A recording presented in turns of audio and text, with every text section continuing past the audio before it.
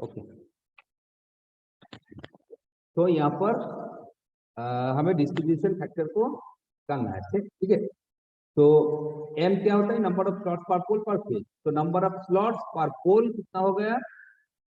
144 divided by 16, number of slot पर पोल। लेकिन हम तो जानते हैं एक पोल पे तीनों फेज रहते हैं, तो पर फेज कितना होगा? Divided by 3।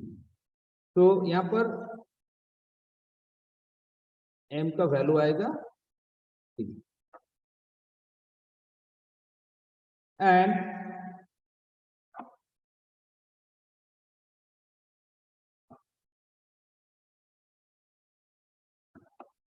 नेक्स्ट क्या है?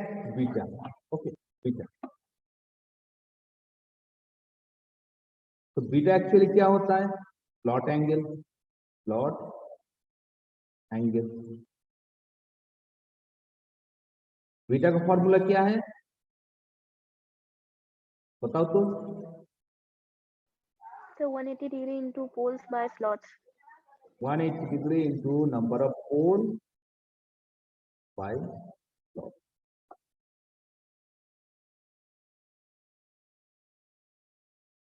तो यहाँ पर 180 divided by 144, तो नंबर ऑफ पोल्स कितना है? नंबर ऑफ पोल्स कितना है? तो एंगल कितना आएगा? इसको कैलकुलेट करोगे तो एंगल कितना? 20 degree. 20 degree electrical. Okay, 20 degree electrical. तो अब इन दोनों वैल्यू को इस फॉर्मूले में पुट कर दो। तो अब देखो केडी का वैल्यू कितना आ रहा है। KD is equal to sine M, M मतलब 3, का मतलब 20 divided by 2, sine M beta by 2 divided by M sine क्या? इसको अब कैलकुलेट देखो केडी का वैल्यू क्या आ रहा है। So 0.9615.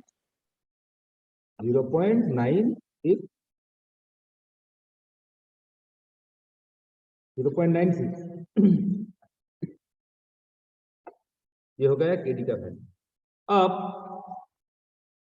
z कितना है? z नंबर ऑफ कंडक्टर कितना होगा बताओ? क्वेश्चन को पढ़ो। So 1440. 100 कितना? 10 कंडक्टर पर slot, total number of slot 144। हाँ, तो नंबर ऑफ कंडक्टर कितना आएगा? 144। एक स्लॉट में 10 है, तो यहाँ पर नंबर ऑफ स्लॉट कितना है? 144। तो टोटल नंबर ऑफ कंडक्टर आ जाएगा 144, 1440। ठीक है, यह है नंबर ऑफ कंडक्टर। तो अब हमारा जो फेज वोल्टेज का जो फॉर्मूला है उसका क्या है? 2.2 केपी और केसी केटी एफ वाई जेड। तो यहाँ पर 2.22 अगर इस फॉर्मूले को लिखोगे तो जेड का वैल्यू हमें पुट करना है। लेकिन यहाँ पर अगर हम इस वैल्यू को लेंगे 4.44 के सी के डी एफ वाई सी। ठीक है, तो यहाँ पर टी मतलब क्या होगा? यहाँ पर टी मतलब 1440 डिवाइडेड बाय 2, वो क्या बन जाएगा? Number of turn. ठीक है, तो उसको भी यहाँ पर इस इक्वेशन में हम लिख सकते हैं। ठीक है, तो देखो 2.22 इंटू केसी। अच्छा, केसी का वैल्यू तो क्वेश्चन में तो डेटा सफिशिएंट नहीं है। ठीक है, तो यहाँ पर देखो, यहाँ पर केसी को निकालने के लिए पोल पिच पोल पिच को निकालना होगा और कॉइल पिच, ठीक है, कॉइल पिच, इन दोनों को निकालना होगा या फिर डेटा देना चाहिए। तो पोल पिच तो यहाँ पर मिल जाएगा। पोल पिच क्या होता है, नंबर ऑफ स्लॉट्स पर पोल, तो यहाँ से मिल जाएगा। लेकिन कॉइल पिच हम कैसे निकालें, क्योंकि यहाँ पर कॉइल का कोई स्पैन नहीं दिया गया है। देखो क्वेश्चन में कॉइल स्पैन नहीं दिया गया है या फिर कॉइल कितने स्लॉट में है वो भी नहीं बताया गया है, तो कॉइल पिच यहाँ पर हम नहीं निकाल सकते, डेटा इज नॉट गिवन, ठीक है। तो अगर इस तरह का कोई प्रॉब्लम आएगा तो उस सिचुएशन में हम केसी को 1 मान के चलेंगे, ठीक है। केसी को हम कितना लेंगे, 1। तो यहाँ पर केसी यहाँ पर लिखोगे एज्यूमिंग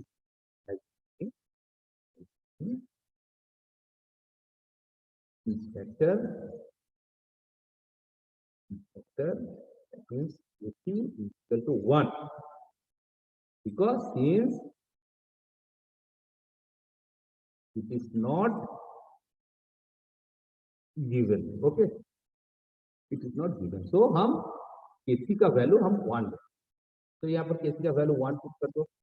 KD का वैल्यू कितना है, 0.96, फ्रीक्वेंसी कितना है, 50 हर्ट्ज है, फ्लक्स का वैल्यू कितना है, देखो 0.03 weber, 03 weber, and number of conductor कितना है, 1440। अब इसको कैलकुलेट करो, देखो वैल्यू कितना आ रहा है।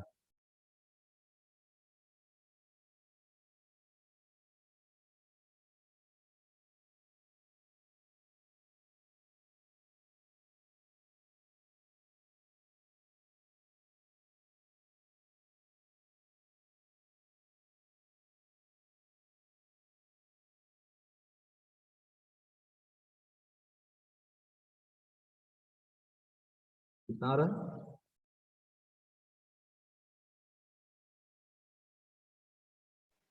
Sir, 4603.39 volt. 40, Sir, 4603.39 volt. लेकिन इतना ज्यादा तो नहीं आएगा, इतना ज्यादा क्यों आ रहा है, तो इंटरेस्ट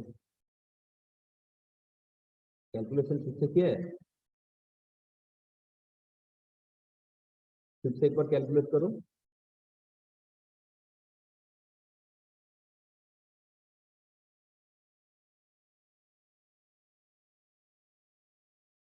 बाकी कोई बच्चे कैलकुलेट नहीं कर रहे हो,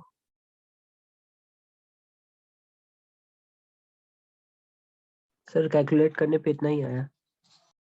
ये वैल्यू आ रहा है,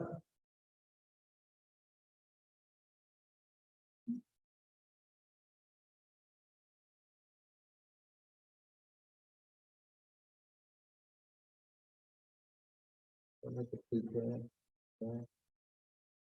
वैल्यू तो नहीं आएगा।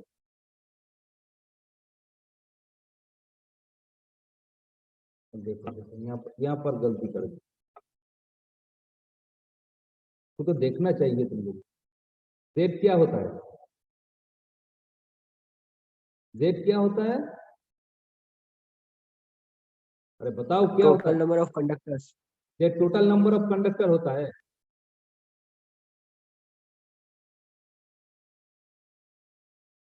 ये में इक्वेशन में मैंने क्या दिखाया, जेड देखो, जेड किसे कहते हैं, Z The number of conductors in series per phase. पर फेज। तो जेड क्या होता है, जेड नंबर ऑफ कंडक्टर पर फेज, ये तो हमारा टोटल कंडक्टर हो गया,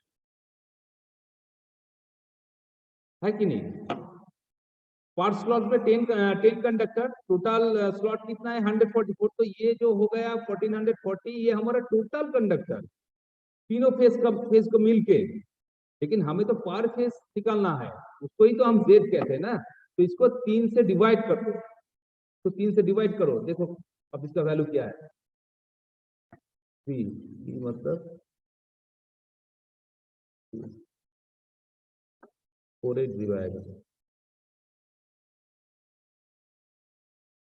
12.4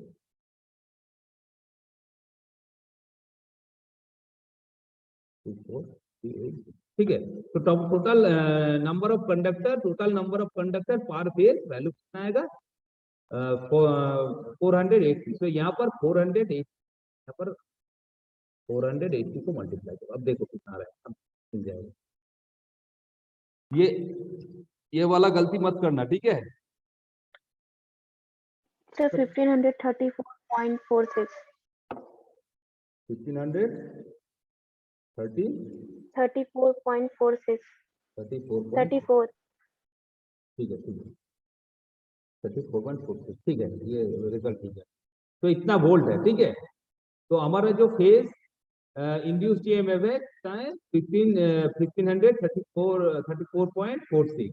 लेकिन हमें देखो यहाँ पर क्या निकालना है, लाइन इंड्यूस्ड ईएमएफ को निकालना है, ठीक है। लाइन इंड्यूस्ड ईएमएफ, तो बताओ तो लाइन इंड्यूस्ड ईएमएफ कितना होगा।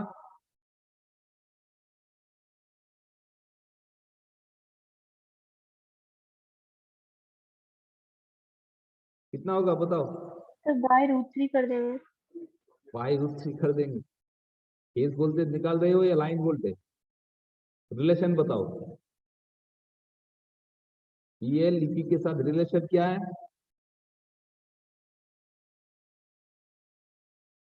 बताओ बताओ। स्टार कनेक्शन में रिलेशन क्या होता है फेज वोल्टेज लाइन वोल्टेज का।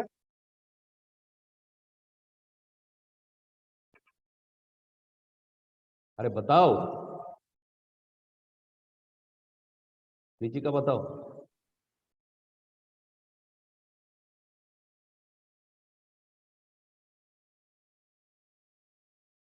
बताओ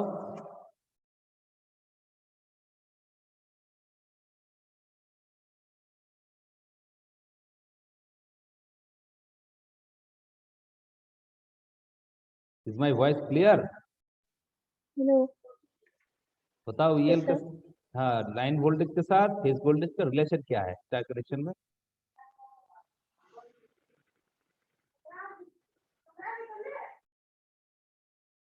Sir, √3 EPH. √3 EPH। तो डिवाइडेड क्यों बोल रहे हो, डिवाइडेड बाई √3। फेज वोल्टेज क्या होता है EL बाई √3, लेकिन यहाँ पर तो हमें लाइन वोल्टेज को निकालना है। तो लाइन वोल्टेज क्या होगा √3 इंटू फेज वोल्टेज। तो आप फेज वोल्टेज को √3 से मल्टीप्लाई कर दो। अब देखो कितना आ रहा है इसका वैल्यू। सर 2657.76. 0.7 कितना आ रहा है। तो ये है हमारा फाइनल, ठीक है, ये है हमारा फाइनल। तो यहाँ पर इस सेम फॉर्मूले है, यहाँ पर अगर हम टी लेते हैं तो इसको 4.44 करना होगा। टी का वैल्यू क्या है, टी का वैल्यू हम जानते हैं ये जो number of conductor divided by 2 कर देंगे तो टी का वैल्यू आ जाएगा। एक ही बात है, सेम है, ठीक है। तो ये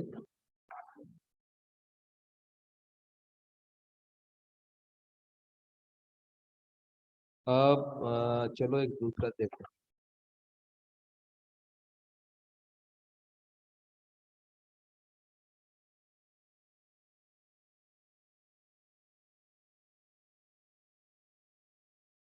three phase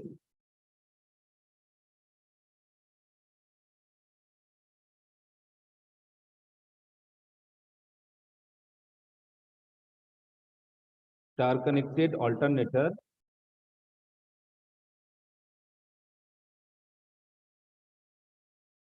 on open circuit is required to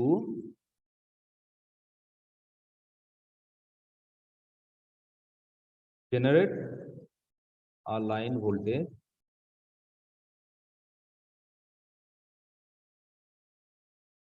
of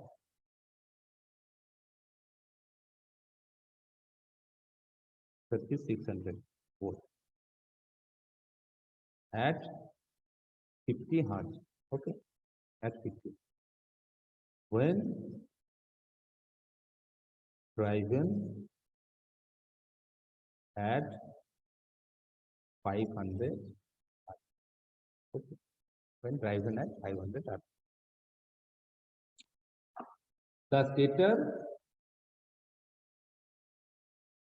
The stator has 3 slots per pole per phase, and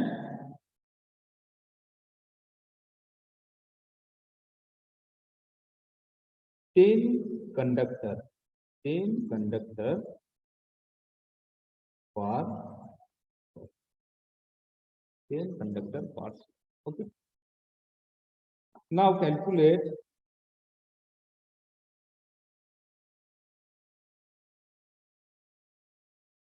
पहला क्या है, the number of poles,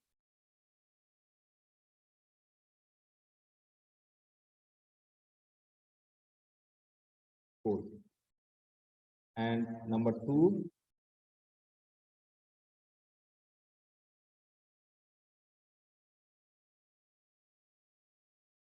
useful flux per pole.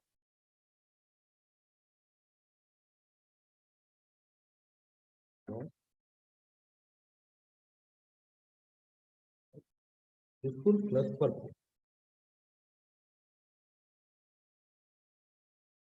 Okay. And यहाँ पर क्या है, assume all the conductor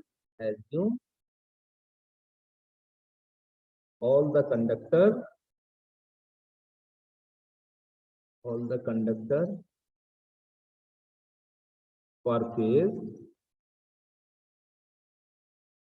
to be connected in series and coils to be full.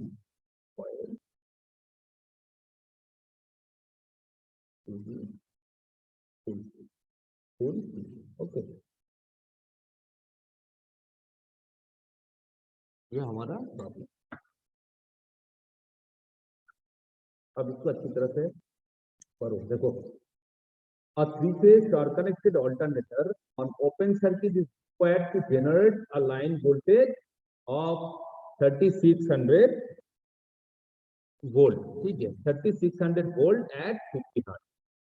Star-connected alternator on open circuit is required to generate a line voltage of 3600 volt at 50 hertz. ठीक है, 3600 volt generate होगा, frequency होगा 50 hertz. When driven at 500 hertz, जब इस motor इस alternator 500 RPM से घूमेगा तब 3600 वोल्ट को ये जनरेट करेगा। ठीक है, तो फ्रीक्वेंसी होगा 50 hertz. And the stator has 3 slots per pole पर phase. Number of slots per pole पर फेज कितना है? 3 है। ठीक है, मतलब कि एम का वैल्यू यहाँ पर दिया गया है। एंड 10 कंडक्टर्स पर स्लॉट, 10 कंडक्टर पार्ट स्लॉट। ठीक है, पार्ट स्लॉट कितना कंडक्टर है? 10। तो क्या कैलकुलेट करना पड़ेगा हमें यहाँ पर? The number of poles and useful flux per pole.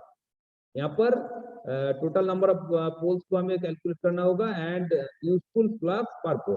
यहाँ पर जो फ्लक्स है पर पोल फ्लक्स मतलब कि फाई को हमें निकालना है। ठीक है, तो चलो देखते हैं।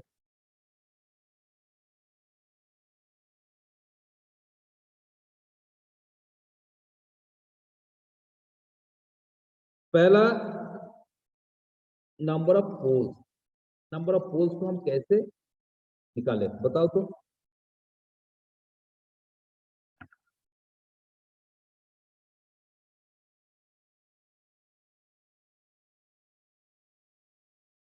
यहाँ पर जो डेटा दिया गया है, पहले डेटा को एक साइड पे कौन सा डेटा दिया?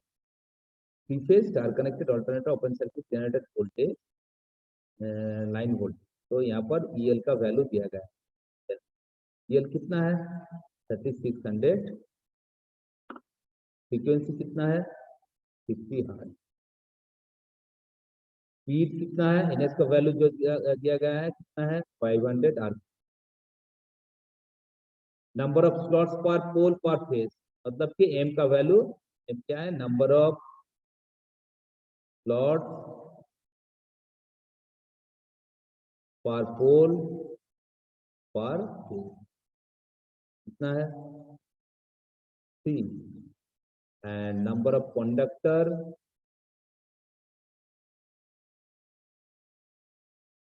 पर स्लॉट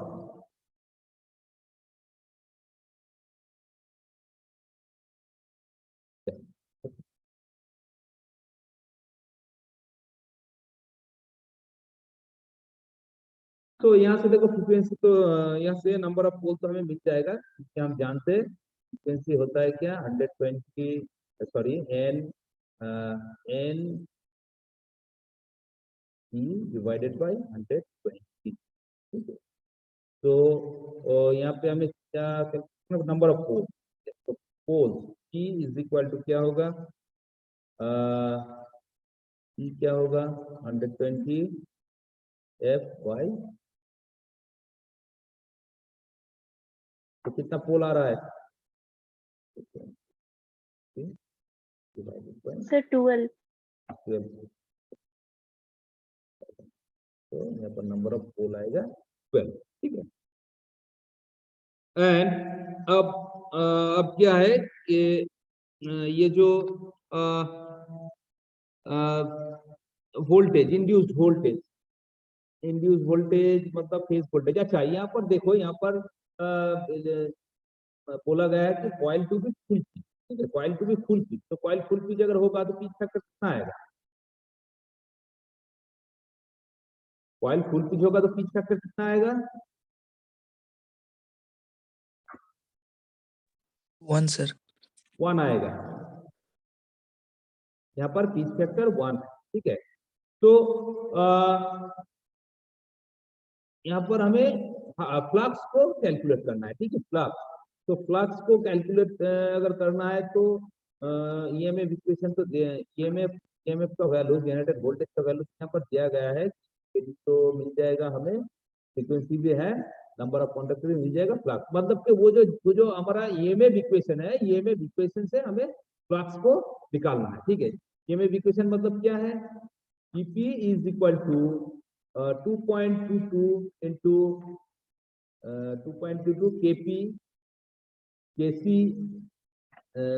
kp मतलब kc सेम है, kc into kd f phi into z, इस फॉर्मूले से हमें फ्लक्स को निकालना है, बाकी सारे जो पैरामीटर है सब हमें मिल जाएगा, ठीक है। तो पहले देख लेते हैं, केसी तो हमें मिल गया है, केसी का वैल्यू कितना है 1 है, तो नंबर ऑफ कंडक्टर को पहले निकालो, नंबर ऑफ कंडक्टर कितना है z, z कितना होगा,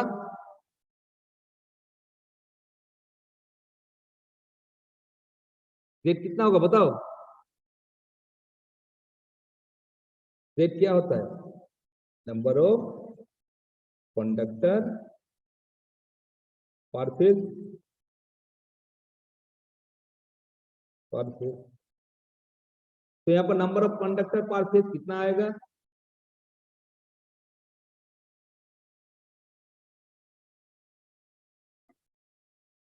देखो यहाँ पर देखो अच्छी तरह से देखो, क्या है 3 स्लॉट पर पोल पर फेज, 3 स्लॉट्स पर पोल पर फेज, मतलब कि एक फेज के लिए एक पोल के अंदर में कितना स्लॉट है, 3 है,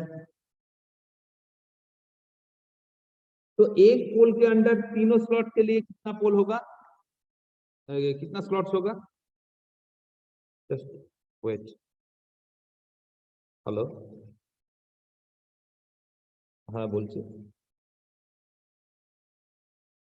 হ্যাঁ হ্যাঁ বলুন, পেশেন্ট তো আছে হসপিটালের বাইরেই আছে,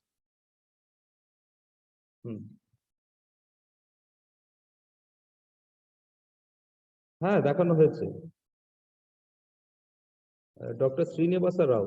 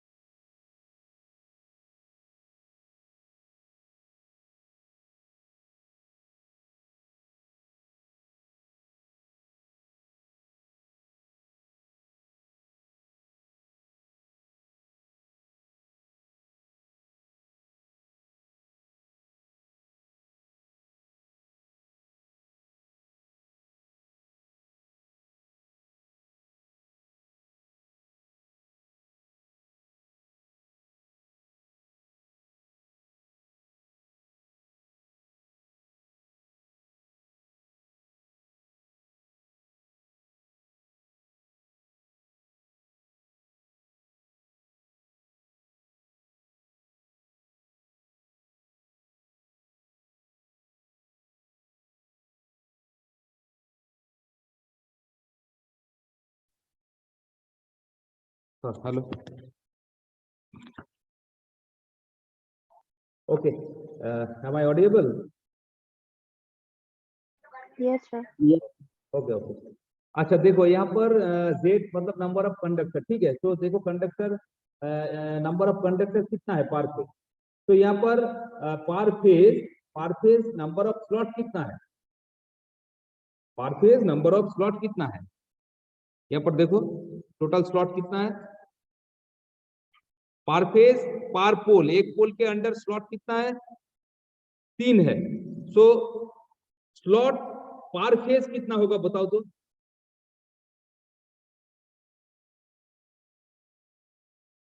30 होगा। 30 कहां से आएगा। 3 स्लॉट्स पर पोल पर फेज, 3 स्लॉट्स पर पोल पर फेज। एक फेज के लिए एक पोल के अंडर 3 स्लॉट्स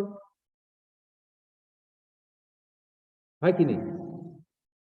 एक पोल के लिए एक कंडक्टर के एक फेज के लिए एक पोल के अंडर तीनों स्लॉट्स है। तो नंबर ऑफ स्लॉट पर फेज कितना होगा, नंबर ऑफ पोल कितना है यहाँ पर 12, so 36 slots per phase. 36 slots per phase, ठीक है। यहाँ पर नंबर ऑफ पोल कितना है 12 है, ठीक है। नंबर ऑफ पोल 12 है।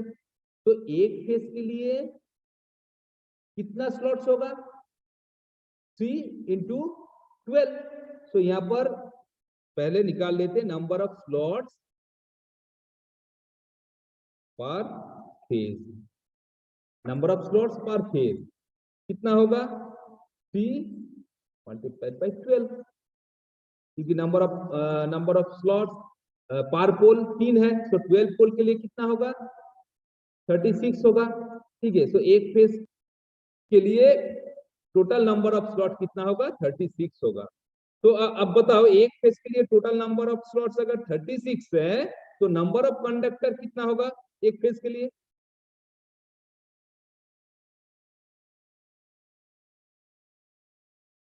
कंडक्टर कितना है एक स्लॉट में 10 है। एक स्लॉट के under conductor number of conductor 10 है। तो 36 स्लॉट में कितना कंडक्टर होगा, वही तो नंबर ऑफ कंडक्टर पर फेज होगा, है कि नहीं। यहाँ पर बात समझ में आ रहा है ना। Yes, sir. 36 मल्टीप्लाइड बाई 10 करो तो कितना आ रहा है देखो 360। तो यहाँ पर नंबर ऑफ कंडक्टर जो होगा पर फेज कितना आएगा 360। ओके। तो यहाँ पर जेड निकाल लिया, एक तो है एसी केडी। अब केडी को हमें कैलकुलेट करना होगा, ठीक है। तो केडी के लिए number of slots per pole पर फेज मतलब एम का वैल्यू तो हम जानते हैं कितना है 3 है 3, लेकिन स्लॉट एंगल कितना होगा, स्लॉट एंगल को फाइंड आउट करो। बीटा बीटा का वैल्यू कितना होगा बताओ। So 20. बीटा का वैल्यू 20 होगा। नंबर ऑफ स्लॉट्स पर पोल कितना है,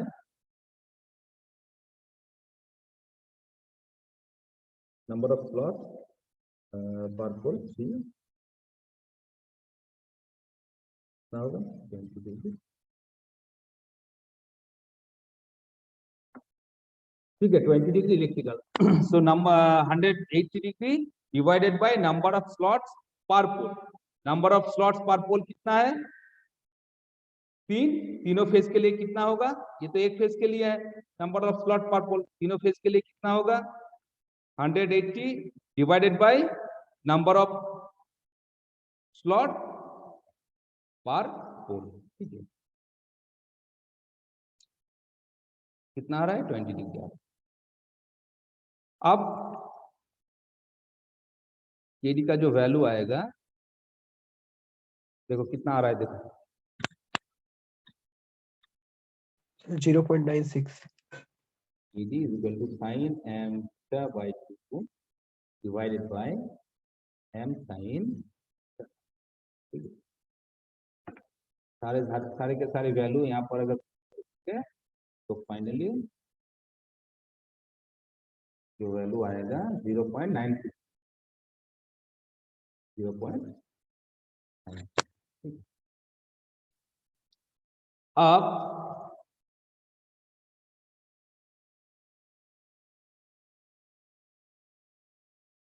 इस फॉर्मूले में सारे के सारे डेटा को पुट करो, फाई का वैल्यू डालो। ठीक है,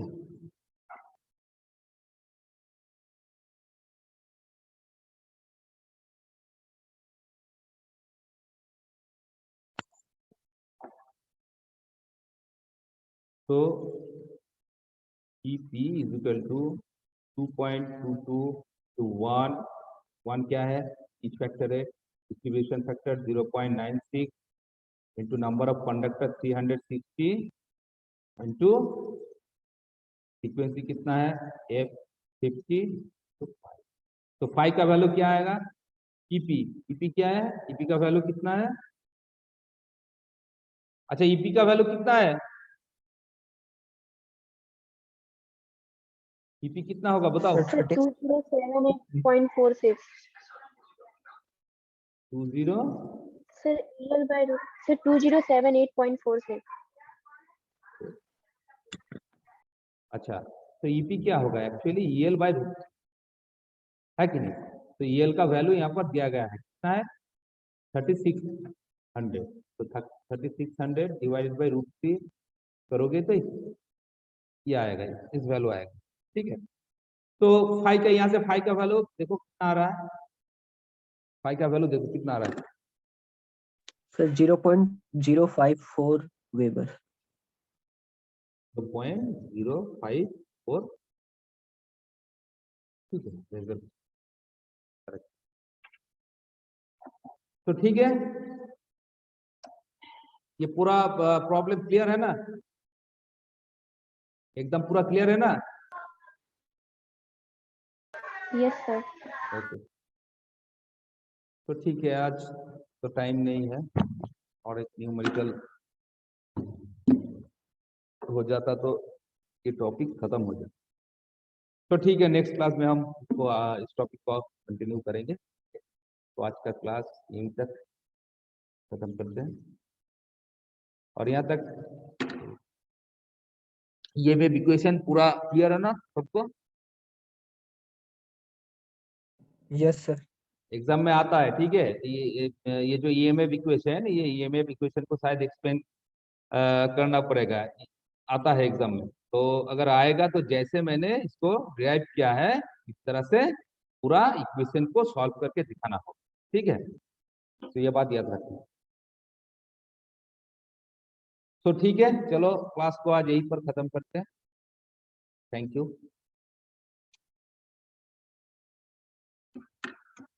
thank you sir. Thank you sir. Thank you. अच्छा सौरभ, या अटेंडेंस मुझे यस भेज देना, ठीक है। Okay sir. Okay okay okay, ठीक है चलो।